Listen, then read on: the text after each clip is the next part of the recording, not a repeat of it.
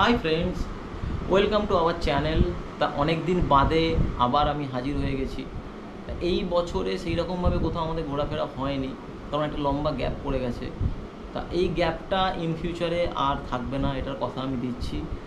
তা কেন, কী বৃত্তান্ত, কীভাবে, সেটা আমি এখন বলছি না, আমি আস্তে আস্তে রিভিল হবে ব্যাপারটা। তো আজকের যে বিষয় হচ্ছে, আমরা অনেক দিন ধরে ভাবছিলাম একটা কিছু ডিফারেন্ট লোকেশানে যদি যাওয়া যায়, কারণ এর আগে আমরা পেলিং গেছি, অরুণাচল গেছি, গোয়া গেছি, তো একটু অন্যরকম কিছু লোকেশান খুঁজছিলাম।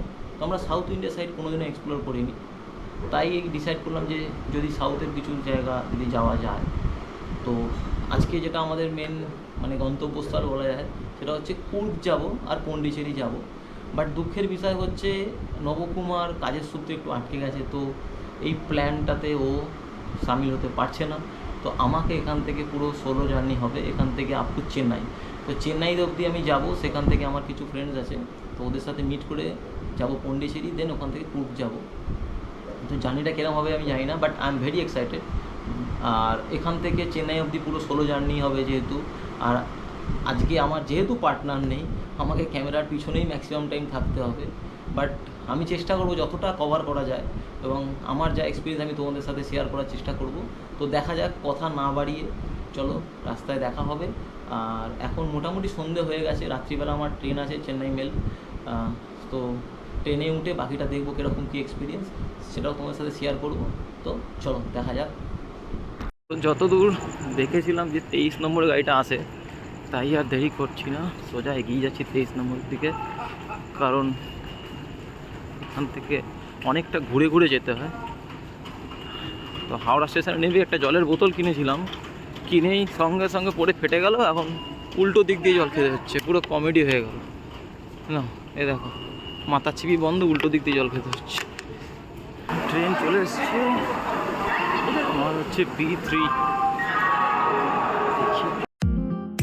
রাত্রিবেলায় ট্রেন 1 ঘন্টা লেটে ছেড়েছিল, সেরকম কিছু করার ছিল না বলে ট্রেনে উঠেই তাড়াতাড়ি শুয়ে পড়েছিলাম। সকালবেলা উঠতেই ট্রেনের পর্দা সরাতে দেখতে পেলাম সূর্যোদয় হয়ে গেছে।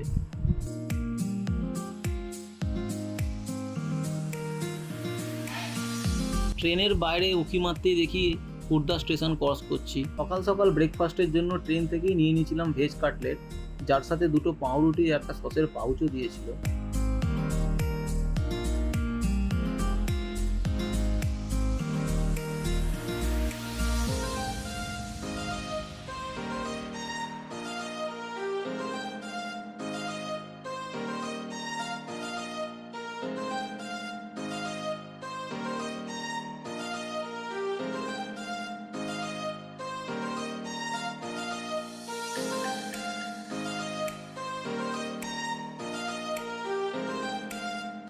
লাঞ্চের জন্য আইআরসিটিসির ফুড অন ট্র্যাক অ্যাপ থেকে অর্ডার দিয়েছিলাম চিকেন থালি, যেটা আমাকে বিশাখাপত্তনম স্টেশনে এসে ডেলিভারি দিয়ে গেছিলো।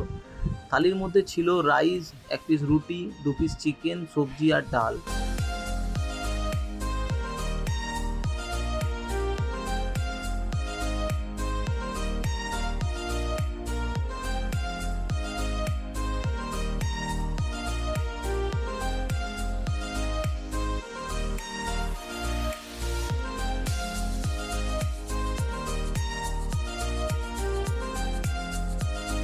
চেন্নাই ঢুকতে ঢুকতে প্রায় আধ ঘন্টা লেট করেছিল ট্রেন।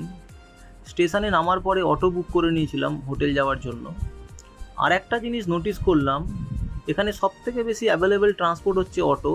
ইভেন অটো বুক করার জন্য আলাদা করে অ্যাপ্লিকেশনও আছে, যেটা এখানে সবাই ইউজ করে থাকে।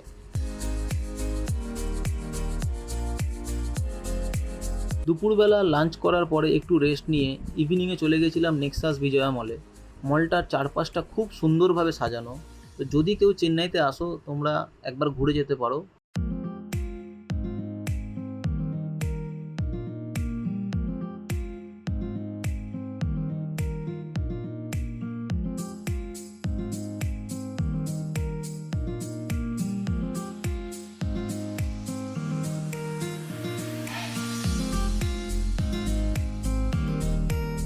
ফাইনালি চেন্নাইতে আজকে সারাদিন ঘোরার পরে এই মাত্র হোটেলে ঢুকছি। আর ঘোরা বলতে সামনে 2-1টা জায়গায় গেছিলাম, একটা মলে গেছিলাম আর একটা মুভি দেখলাম আমরা। তো সেখানেই অনেকটা টাইম কেটে গেল। এই মাত্র জাস্ট হোটেলে ঢুকলাম, ডিনারটা করব, করে শুতে যাব, কারণ আর শরীরে জোর নেই। মোটামুটি আজকের দিনটা তো কেটে গেল। আর যেটা বলা ছিল সেটা হচ্ছে ট্রেন জার্নি আমার এবারে প্রচুর খারাপ হয়েছে, কারণ ট্রেনের যা অবস্থা ছিল, এক তো ষাঁড়পোকা, আরশোলা, প্লাস ওপর থেকে জল পড়ছে এসির। তাছাড়া আমি খাবার অর্ডার দিয়েছিলাম আইআরসিটিসি থেকে, সিটে রাখা ছিল, খাবারটাও চুরি করে নিয়েছে একজন, জাস্ট ওখান থেকে একটু দূরে গেছিলাম, তো খাবারটাও চুরি করে নেমে গেছে একজন। তো খুবই খারাপ এক্সপিরিয়েন্স আমার ট্রেনে, কারণ এরকম এক্সপিরিয়েন্স হয় না, বাট কিছু করার নেই, হতেই পারে। তো আজকের মতন মোটামুটি জার্নি শেষ, আর তো কিছু নেই, এখন খেয়ে দিয়ে শুতে যাব। কালকে আমরা এখান থেকে সোজা পন্ডিচেরি বেরিয়ে যাব সকাল সকাল। তো আজকের মতন গুড নাইট, তো কালকে দেখা হবে, দেখি কালকে কীরকম কী এক্সপিরিয়েন্স হয়, তোমার সাথে নিশ্চয়ই শেয়ার করবো। চলো বাই আজকের জন্য।